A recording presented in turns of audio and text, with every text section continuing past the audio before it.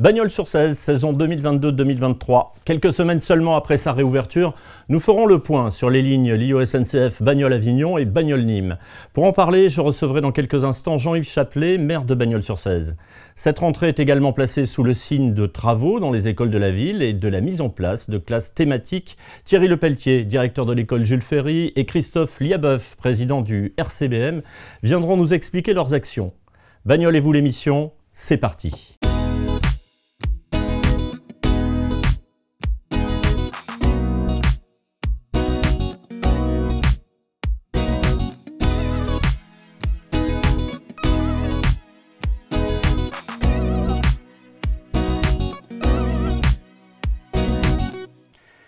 Thierry Lepelletier, bonjour. Bonjour. Vous êtes le directeur de l'école Jules Ferry à Bagnols-sur-Cèze et vous venez de lancer cette année des classes à projet.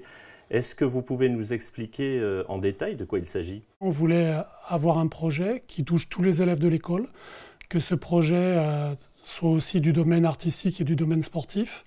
Et donc l'idée, c'était d'avoir des intervenants spécialisés qui viennent enrichir, compléter la pédagogie des professeurs des écoles. Alors en gros, on peut dire qu'un élève qui rentrera à l'école Jules Ferry à partir de maintenant, sur la totalité de sa scolarité en élémentaire, bénéficiera d'un enseignement pendant 1 an d'expression corporelle, pendant 2 ans de l'enseignement du théâtre et pendant 2 ans d'enseignement en éducation physique sportive. Pour la rentrée 2022-2023, on aura les 4 classes de CP qui auront l'apport du professeur de danse Mélanie Chaland du Conservatoire, qui elle interviendra pour l'expression corporelle. C'est un préalable au théâtre et au sport, donc c'était une très belle façon de commencer ce projet.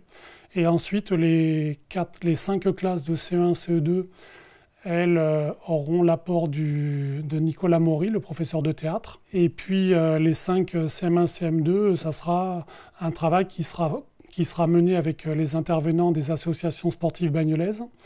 Donc il y a la boxe, le handball, les jeux de boules, le rugby et le tennis de table. Mais en même temps, il y aura aussi des sorties, des visites et des rencontres par rapport aux activités qui vont être organisées tout au long de l'année. Donc les élèves vont pouvoir bénéficier de tous ces enseignements où ils auront le choix, ils vont pouvoir choisir le rugby plutôt qu'un autre sport ou Pour ce qui est du sport, les classes de CM1 CM2 toucheront aux 5 sports avec une programmation bien particulière. Les élèves de CE1 CE2, ça ne sera que le théâtre cette année. Mais en fin de compte, sur la totalité de leur scolarité, ils auront eu sur les 5 années un apport culturel et sportif par rapport à la pédagogie déjà qui est enseignée dans les écoles. Et les élèves, là, ils sont déjà enthousiastes? Oui, les parents aussi, les professeurs aussi. C'est une initiative, vous en êtes fiers, j'imagine? Très fier, surtout de la part de mon équipe, qui a eu cette idée et qui pendant 8 mois a travaillé sur ce dossier. Merci, monsieur Lepelletier. De rien, merci. Christophe Liabeuf, vous êtes le président du RCBM, le rugby club Bagnols-Marcoule. Tout à fait. Le rugby véhicule des valeurs cardinales, l'intégrité, la passion, la solidarité, la discipline, le respect. C'est pour transmettre toutes ces valeurs que vous avez décidé cette année de vous impliquer et d'impliquer le RCBM dans le cadre des actions de classe à projet, notamment à l'école Jules Ferry. Effectivement, cette année, nous avons décidé de signer un partenariat avec la mairie et l'éducation nationale afin de mettre en avant ces valeurs. Pour ce faire, durant la saison 2022-2023, nous allons avoir des intervenants du club qui sont des salariés, des BPGEPS qui sont en formation chez nous et qui interviendront à l'école Jules Ferry notamment, ainsi que d'autres sports qui suivront la locomotive du RCBM, mais afin d'initier les jeunes à ce sport qui est pour nous l'école de la vie. Ça représente quoi, 1 heure, 2 heures par semaine? Normalement, ça serait 1 heure par semaine, effectivement, les jeudis. Les élèves s'inscrivent? Non, c'est en partenariat avec les professeurs, donc il y a des temps de cours qui sont appropriés et qui seront mis à disposition. Et donc les BPGEPS interviendront aux côtés des professeurs. Vous comptez intervenir à titre personnel? Je viendrai en tout cas voir si tout se déroule bien et si les jeunes sont motivés par ce sport merveilleux et si les 2 intervenants du club arrivent à faire briller les valeurs du RCBM au sein des écoles. Merci Christophe.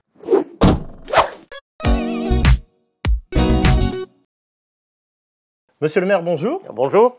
Donc le train est de retour à Bagnoles depuis la fin du mois d'août 2022. Il assure les liaisons Bagnoles-Nîmes et Bagnoles-Avignon. C'est encore un peu tôt peut-être pour dresser un premier bilan? Alors, il est enfin de retour à Bagnoles, ça c'est la première chose. Oui, c'est beaucoup trop tôt. Bon, on commence à avoir bien sûr des petits indicateurs. On voit des personnes qui commencent à vous en parler sur le marché, qui vous disent ah ben ça y est, j'ai laissé ma voiture, je prends le train, je reviens à Bagnoles, je peux me déplacer. Mais là, ça fait 15 jours que ça a démarré, c'est un peu trop tôt, mais je pense que les indicateurs vont dans le bon sens. Il y a des aménagements qui sont en cours tout au long, de cette saison et tout autour de la gare. Oui, eh ben, bien sûr que toute la zone de la gare va être modifiée. Hein. Bon, le parking qui est derrière, du côté Carmignan, mais surtout devant, l'hôtel, lui, est prêt à être écroulé. Là, il vient d'être désamianté. Et puis surtout, c'est la création du pôle d'échange multimodal devant, où là, tous les points, tous les systèmes de communication, de transport vont se rejoindre. La voiture, bien sûr, pour le covoiturage, les bus, la navette urbaine qui vient d'être doublée, mais aussi tout le déploiement du réseau cycliste qui est en train de se mettre en place. Ça arrivera devant la gare. Donc la gare devient le vecteur de transformation de Bagnoles et surtout dans sa mobilité. Alors là, il y a quelques éléments de calendrier déjà. On a une idée des dates de transformation de la gare et de tout ce qui va autour de ce pôle multimodal. Ça va aller très vite. En fin de compte, l'hôtel qu'on connaît tous, l'hôtel ancestral de Bagnoles, lui, va être déconstruit là dans les jours à venir. Le pôle d'échange multimodal, lui, va commencer avec tous les aménagements du parvis, de la route, de la pénétrante jusqu'à la place Bertin-Boissin. Et puis, le permis de construire pour une résidence senior en lieu et place de la cave des vignerons, elle vient d'être déposée, c'est acté, c'est fait. Voilà, donc, et la SNCF vient de signer le compromis avec le magasin Aldi pour la friche qui est sur le côté. Donc voilà, tout ça, ça a évolué. Je pense que ce quartier va être profondément transformé dans les mois et dans les années à venir. Alors, je pense qu'il y a justement un mot auquel vous tenez, c'est la transformation. Ça accompagne la transformation de Bagnoles. Ce qu'il faut comprendre, c'est que l'arrivée du train à Bagnoles, du TER, c'est un accélérateur. C'est l'accélérateur qui va permettre d'aller plus rapidement et plus loin dans la transformation de Bagnoles qui est en cours.